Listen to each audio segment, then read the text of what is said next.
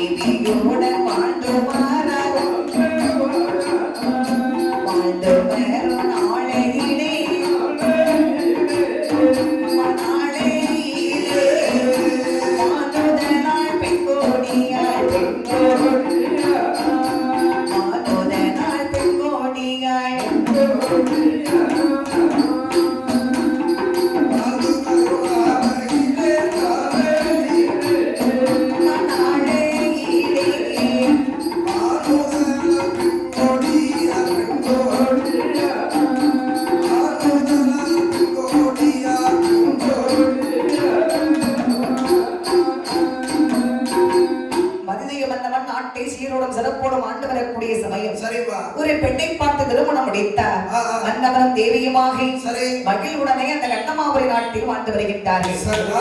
ஆண்டு வரக்கூடிய சமயம் பாருங்க, இவர்களுக்கு எந்த ஒரு குறை என்பதும் இல்லை. என்ன என்ன குறைகள் இல்லை பாருங்கள். என்ன குறைகள் இல்லை, ஆனாலே குறைவும் இல்லை, பங்கியத்தால் தாழ்வும் இல்லை, சொன்னால் குறைவும் இல்லை, சுகத்தாலே தாழ்வும் இல்லை, இல்லை இல்ல குறையாதே, இல்லை இல்ல குறையாதே, இளையவள் கவலையான, இல்லை இல்ல குறையாதே, இல்லை இல்ல குறையாதே,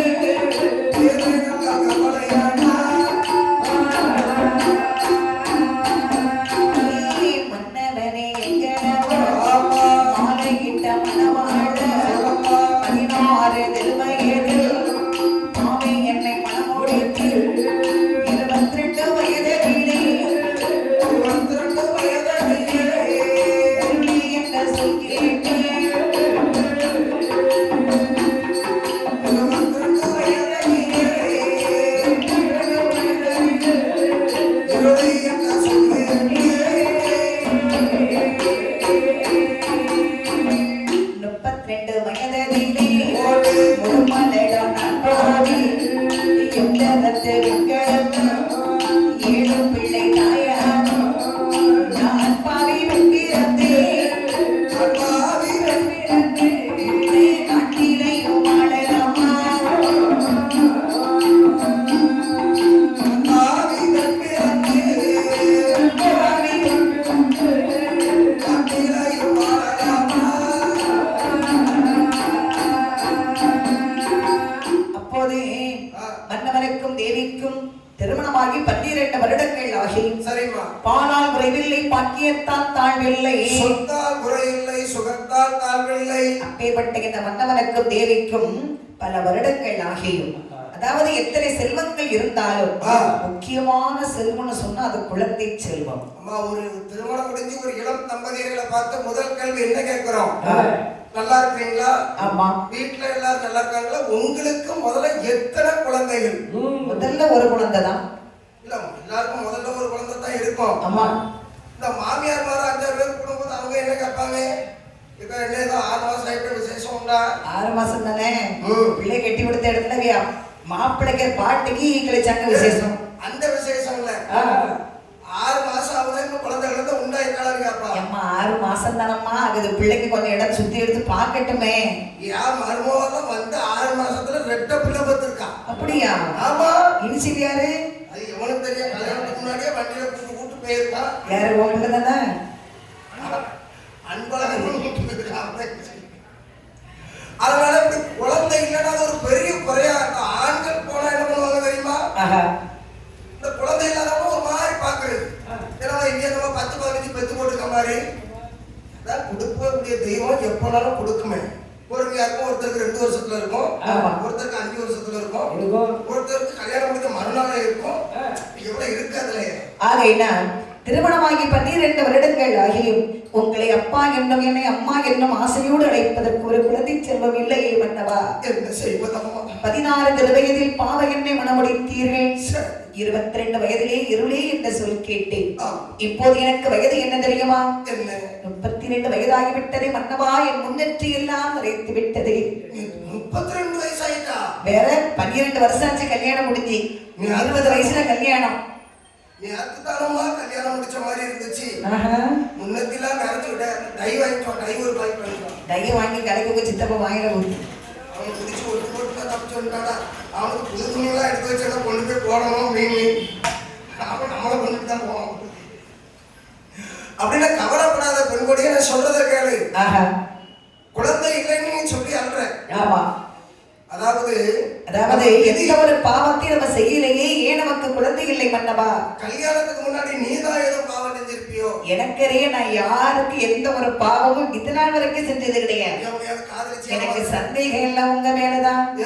எத்தனை பேரை ஏமாத்திக்கிட்டு எப்படி எல்லாம் போனீங்களோ. நான் அப்படி ஏமாத்துற ஆளா? நான் என்ன பார்த்தா அப்படி ஏமாத்த மந்திரி? நான் அப்படி ஏமாத்துற ஆளா? ஆனா சிரிக்காம பாரு, நீ ஏமாத்திருக்காங்க. கல்யாணத்துக்கு முன்னாடி நீதான் என்னமோ 4-5 பையனோட காதலிச்சு ஏமாத்துறான்னு நினைக்கிறேன். ஆனா நான் அப்படி இல்லை. எத்தனையோ பெண்கள் திருமணத்துக்கு முன்னாடி யார்கிட்ட வந்து அண்ணா அண்ணா காசு கொடுங்க கிளம்புன்னு கேட்பாங்க. சும்மா சும்மா கட்டி கொடுத்தேன்.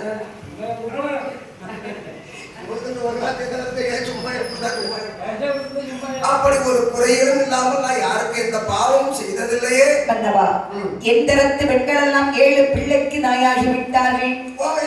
ஒன்னாதான் பள்ளிக்கூடத்தை படிச்சாங்க, ஒன்னாதான் கல்யாணமும் முடிஞ்சது. ஆனா நேத்து தான் அவளை பார்த்தேன். கையில ஒண்ணு, கால்ல ஒண்ணு, இடுப்புல ஒண்ணு, வயிற்றுல ஒண்ணு, தோல்ல ஒண்ணு இழுத்துக்கிட்டு போறாளே. கடையில ஜாமான் வாங்கிட்டு வந்திருப்பான். ஜாமான் வாங்கிட்டு போகலங்க. கையில ஒரு பிள்ளை, கால்ல ஒரு பிள்ளை, இடுப்புல ஒரு பிள்ளை, தோல்ல ஒரு பிள்ளை. இந்த தோல்ல ஒண்ணு, இந்த தோல்ல ஒண்ணு, வயிற்றுல 9 மாசமா இருக்கு. அது எப்படி பிறந்துச்சு? வருஷத்துக்கு ஒண்ணா பெத்திருக்கா சந்தாளி. என்னப்பா என் கூட தான் கல்யாணம் முடிஞ்சிச்சு அப்படின்னா 7 பிள்ளையை பெத்து வச்சு தூக்கி இடுப்புல வைக்க இடம் இல்லாம போயிட்டு இருக்கா. அதுல ஒரு குழந்தை என்னிடத்தில் உடத்தார்ந்த ஆண்டவன் நான் எவ்வளவு அழகா தூக்கி இடுப்ப வச்சு கொண்டு போவேன். நம்ம வீட்டுல பாரு எத்தனை கூட அரிசி இருக்கு. தங்க கிண்ணு அதுக்குன்னே ஒண்ணு நான் கல்யாணத்தோட வாங்கி வச்சேன். குழந்தை பிறந்தா அந்த கிண்ணத்துல சோறு ஊட்டணும் அப்படின்னு. சாப்பாடே போட வழி இல்லாத வீட்டுல 10-12 பிள்ளை இருக்கும். ஆமா, ஒரு ஆப்பிள வாங்கி 12 துண்டா வெட்ட வேண்டி இருக்கும். ஆனா நம்ம வீட்டுல ஆப்பிள் மரனுக்கு திங்க பிள்ளை இல்லையே, கொய்யா மரனுக்கு அதை சாப்பிட பிள்ளை இல்லையே, பூசணி பழம் தோட்டத்துல பூசணி பூ பறிக்க பிள்ளை இல்ல. அப்படி என்று இந்த வெண்முடியா மேலும் சொல்கிறேன் மன்னவா. அடி தன்னை அடித்தேனோ அடித்தேனோ அடித்தேனோ கொடுமை செய்தேனோ செய்தேனோ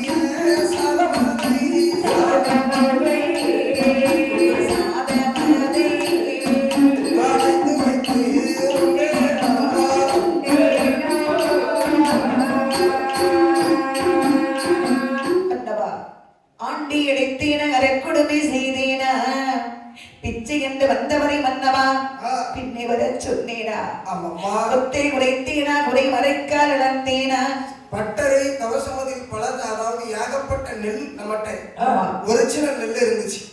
அதை யாருக்காவது பக்காவா கொடுக்கும்போது அதுல ஏதாவது ஒமிய கொஞ்சம் அள்ளி போட்டுருப்பானா. வேலை செய்தவருக்கு கூலி குறை கொடுத்தேனா. தாய் இல்லாத பிள்ளைகளே தலையிலே அடிச்சிருப்பேனா. ஆக்கிய சாதமலை மன்னவா அடைத்து வைத்தான் உண்டேனா.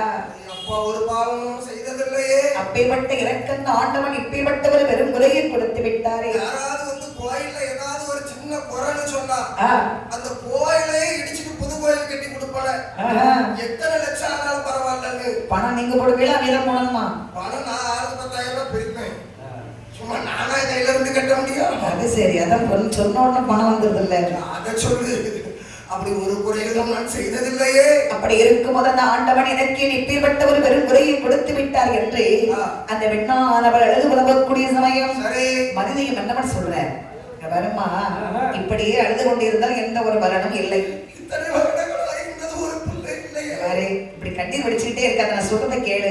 இப்படி நிறைய விளையாட்டு சாமான் அக்கா போட்டு வித்துக்கிட்டு இருக்காங்க. அம்மா என் பிள்ளைய கூட்டிட்டு போகும்போது நான் அந்த கடையே விலை கொடுத்து வாங்கி கொடுப்பேங்க. அந்த அக்கா என்ன வியாபாரம் பண்ணுவாங்க? இந்த அக்காத்துக்கு ஒரு கடை கூட தான் வச்சு கொடுத்துருவேன். இப்படி என் பிள்ளை இதே மாதிரி வண்டி டிக்கி தூக்கிற வண்டியில போக மாட்டானா? இப்படிலாம் அந்த அம்மா ஆசைப்படுறாங்க. அப்போது மதுரைக்கு மன்னன் சொல்றாரு, வரமா நீ கவலைப்படாதே. இந்த உலகத்தில் நமக்கு மட்டுமா பிள்ளை இல்லை, சரி நம்மை போல் பிள்ளை இல்லாதவர்கள் நாடதிலே மெத்த உண்டே. ஆமாம்மா, ஏகப்பட்ட பேர் இருக்கத்தான் செய்யறாங்க, ஆனா வெளியே தெரியல. இந்த பாரு, அது மட்டும் இல்ல, நாம் ஒரு குழந்தை இல்லாமல் எப்படி தவித்துக் கொண்டிருக்கிறோமோ அதே மாதிரி எத்தனையோ குழந்தைகள் தாய் தகப்பன் இல்லாமல் தவித்துக் கொண்டுதானே இருக்கிறார்கள். எத்தனை ஆசிரமத்துல பாருங்க, இவ்வளவு காலம் நெழு நெழு நெழுந்து தாய் தகப்பன் இல்லாம ஒரு பிள்ளைய வளர்க்கறதுக்கு நெடு நெடு நெடுன்னு அலையுதுன்னா ஒண்ணு வழக்க கேட்ட தர மாட்டேங்கிறாங்களே. ஐயா வழக்க அன்னைக்கு அப்படிதான் கேட்டு கவர்மெண்ட் மூலமாவது நீங்க எடுத்து கொடுங்க, அந்த பிள்ளைக்கு என்ன செய்யணுமோ அதை செஞ்சிடலான்னு கேட்டோம். உடனே அவங்க என்ன சொல்றாங்க தெரியுமா? தாய்க்கு 40 வயசு உள்ள இருக்கணுமா, சரி தகப்பனுக்கு 45 வயசுக்கு உள்ள இருக்கணுமா, 3 லட்சம் ரூபாய் சொத்து இருந்துச்சுன்னா 2.25 லட்சம் ரூபாய் அந்த பிள்ளைக்கு எழுதி கொடுக்கணுமா. சரி, அப்படி எழுதி கொடுத்தாலும் குழந்தை எடுக்கலன்னா அதுல ஒரு சிக்கல் இருக்கு. என்ன? 3 வருஷத்துக்கு முன்னாடி பதிவு பண்ணணுமா. 3 வருஷத்துக்கு முன்னாடி? ஆமா, பதிவு பண்ணி குழந்தை கிடைக்கும் போது 2.25 வருஷத்துல இவங்க செத்து போயிட்டாருன்னா வேற யாரும் பிள்ளை வளர்ப்பா? எடுத்து கொடுக்கிறவர் வளர்க்கணும். அதுதான் சைல்டு அடாப்ட்னு ஒரு ஆப்ஷன் அதுக்கு இருக்கு. இல்ல ஆன்லைன் மூலமாவே இதெல்லாம் ஆர்டர் போட்டுங்களா? கவலைப்படாதீங்க, உனக்குலாம் இல்லைன்னா 2-3 பிள்ளை எடுத்து வளர. ஆகையினால் வந்தீங்க மத்தவன் சொல்லுகின்ற வருமா, நீ கவலைப்படாதே, நம்மிடத்துல ஏகப்பட்ட பொன்பொருள் இருக்கிறது. ஆகையினால் இப்ப மட்டும் ஒரு வார்த்தை சொல்வாங்க. ஆனா நான் இப்பொழுதே சென்றேன். மாறி பெண்ணோ கொடுத்த பெண்ணே, மாறி பெண்ணோ கொடுத்த பெண்ணே, மாறி பெண்ணோ கொடுத்த பெண்ணே, பிள்ளை நான் வாங்கி பிள்ளை நான் வாங்கி வாரி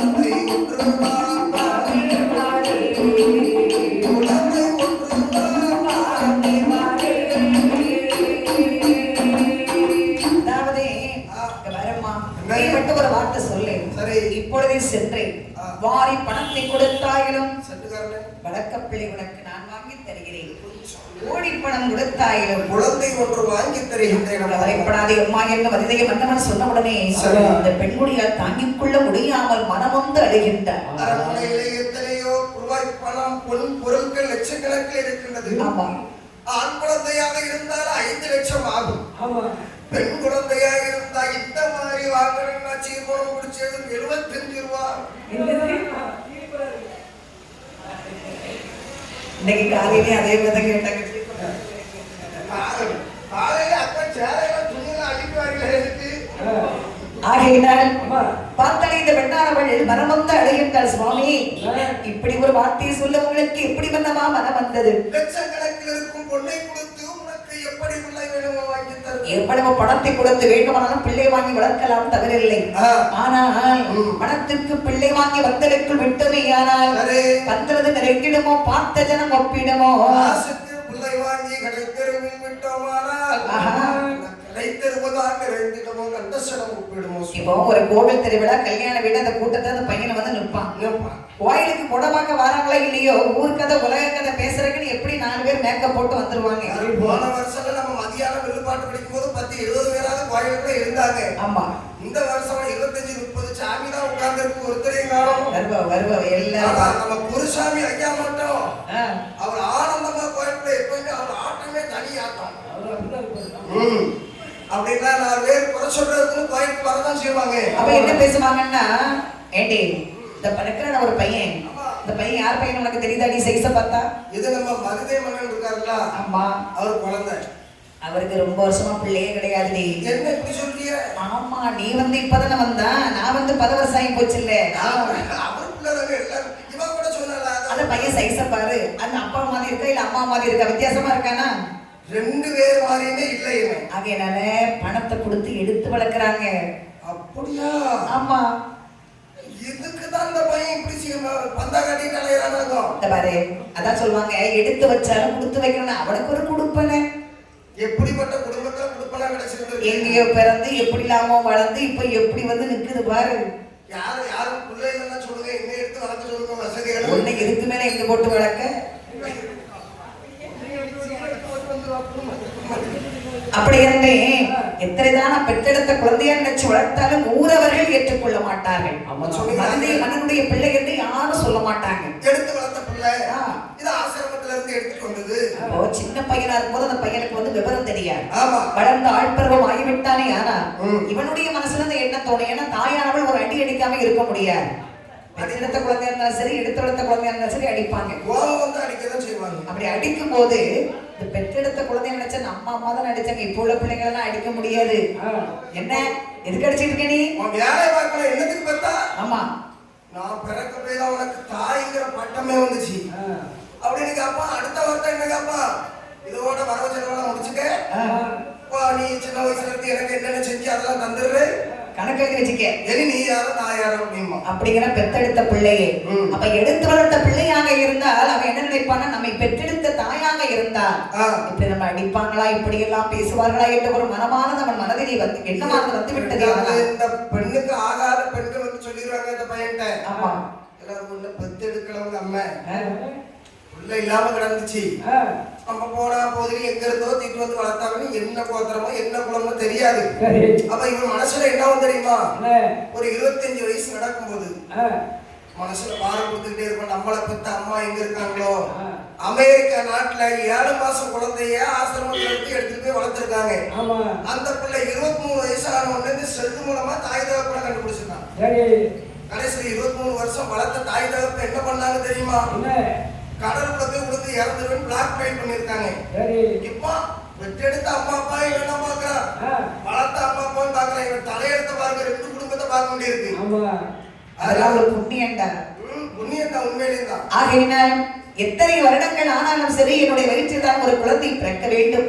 அப்படி என்று இந்த வெண்ணாளர்கள் சொன்ன உடனே மதுரை மன்னன் சொல்றார், வருமா ஒன்னே பெற்றெடுக்கணும், இல்லைன்னா எடுத்து வளர்க்கணும். 2மே இல்லைன்னு சொன்னா என்ன செய்யணும்னா நேர கடவுள்கிட்ட பேர வேண்டியதான். சாமி இந்த வயசுல ஏதாவது இந்த வயிற்றுல புழு பூச்சி உண்டாகுமா? அதுக்கு கொஞ்சம் பச்சரிசி சீனி தேங்காயை போட்டு விரைவி வை, அது பாட்டு வச்சுக்கிட்டு இருக்கும். நாளைக்கு காலையில கூட ஒரு நெல் விழுந்து வெளியே வந்துடும். அது இல்ல, இந்த வயிற்றுல ஒரு பிள்ளை 4 மாசம் பார்த்து எனக்கு 4 பேர் வந்து பேருகளை பார்ப்பாங்களா? இன்னும் இத்தனை வருஷம் தான் நான் குழந்தை, இப்பவே 32 வயசு ஆயிட்டு. ஆமா, இன்னும் 10 வருஷம் கழித்து எனக்கு ஒரு குழந்தை இருக்காது. இந்த பாரு, கவலைப்படாதே, ஆண்டவருடைய ஆலயத்திலே சென்று தவம் இருந்தாவது நமக்கு ஒரு குழந்தை வாங்கி வருகிறேன், போதுமா? ஆகட்டும், கண்டிப்பா. அப்படி என்ன மதிய மன்னவன் நேராக எங்கே வருகிறார்கள்? ஆண்டவனுடைய ஆலயத்தில் வந்து மனதார சிவபெருமானை நினைத்து சேயர்கள்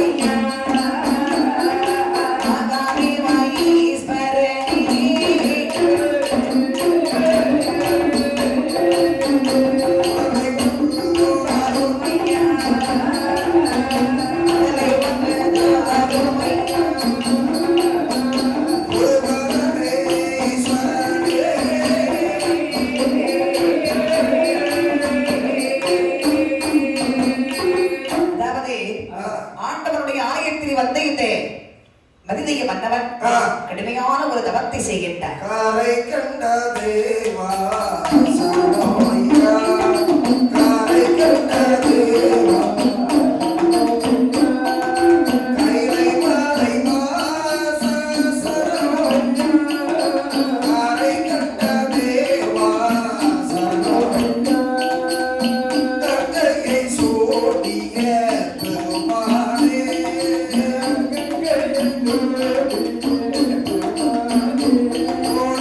காவியம் படைத்தாய் வைகையிலே,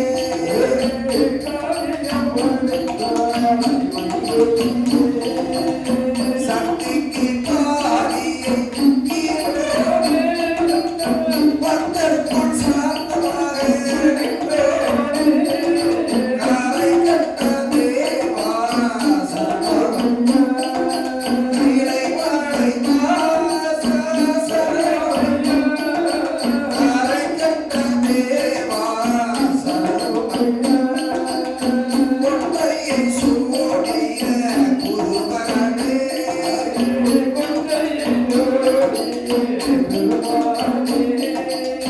புலன்களை காத்திடும் ஈஸ்வரனே,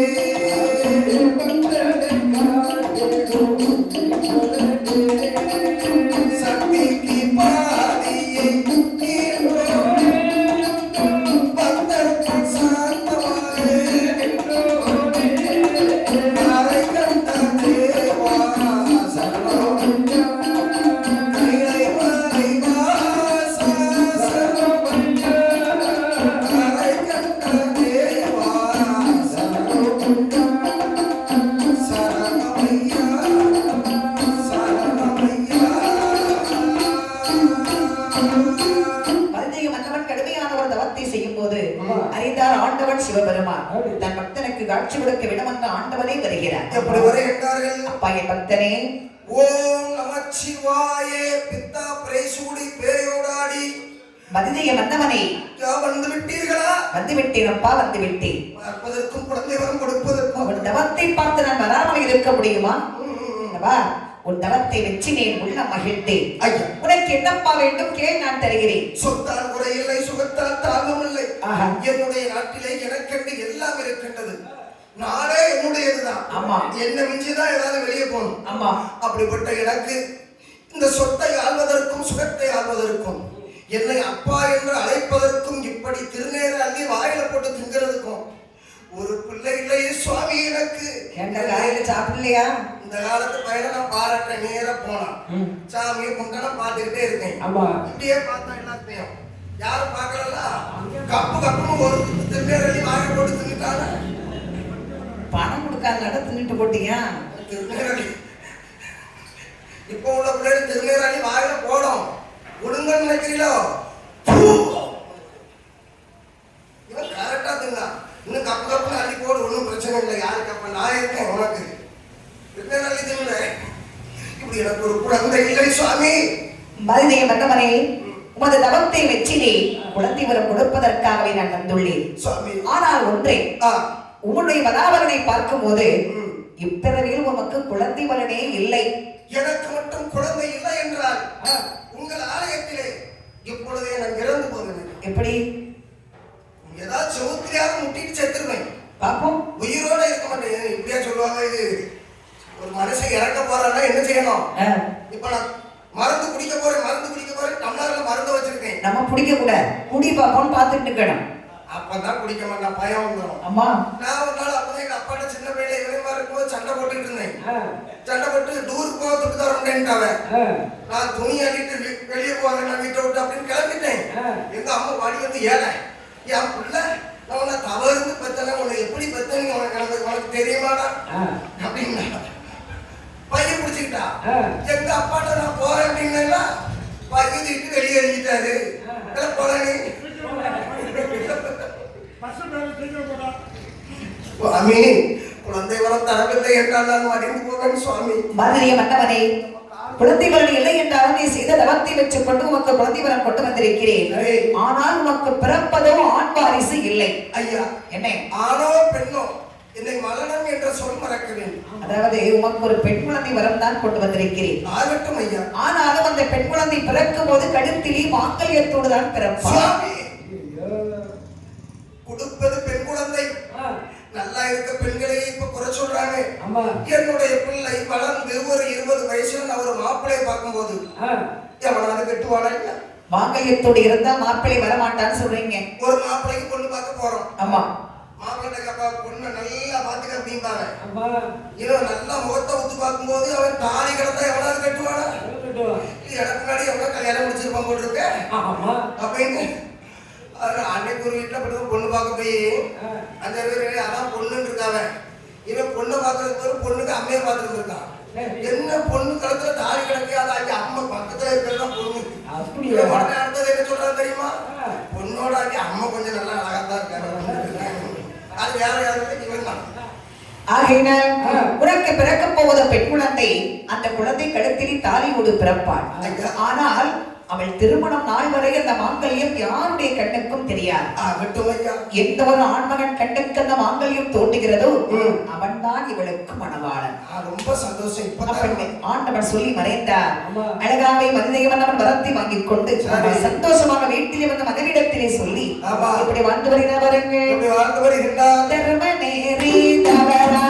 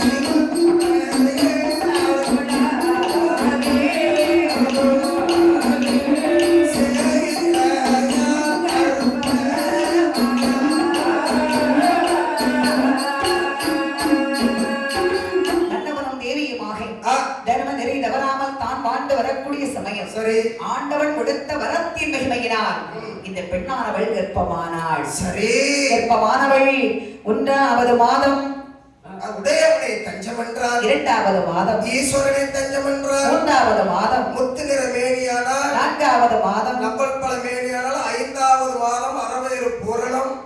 6வது மாதம் அங்கமெல்லாம் தங்க நிறம். 7, 8, 9வது மாதம்